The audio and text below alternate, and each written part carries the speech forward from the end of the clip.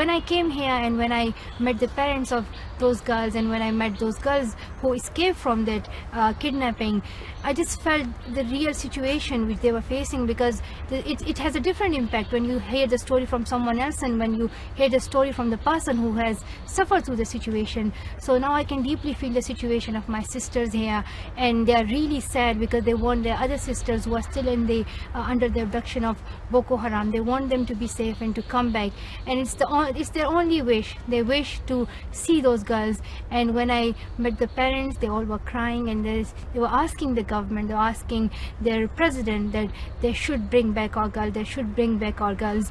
So it's the message of everyone here in Nigeria that their girls should be released freely and they should be freed as soon as possible, because those girls have the right to get education and they are human beings. They deserve the right to be, not to be forced and not to be kidnapped. They deserve to be free, and they deserve to be treated with equality and justice.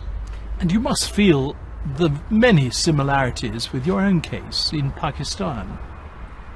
Well, the situation looks quite similar, because in Swat there was this group called the Taliban, a terrorist group, and they said that girls' education is not allowed in Islam. They were misusing the name of Islam, and the same is happening here. In Nigeria, Boko Haram is misusing the name of Islam, and it's saying that education is not a right of girl, which is totally wrong. Islam has allowed both girls and boys to get education, and education has been made compulsory, and Islam gives a message of equality as well, and the word Islam means peace. Islam is a religion of peace.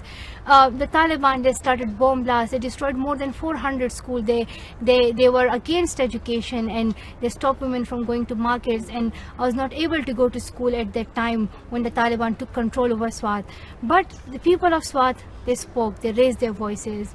And here is my message to the people of Nigeria as well, that if you want to fight for your rights of education, you have to raise your voices. Your voice should be your weapon. You should fight through your pen and through your voices.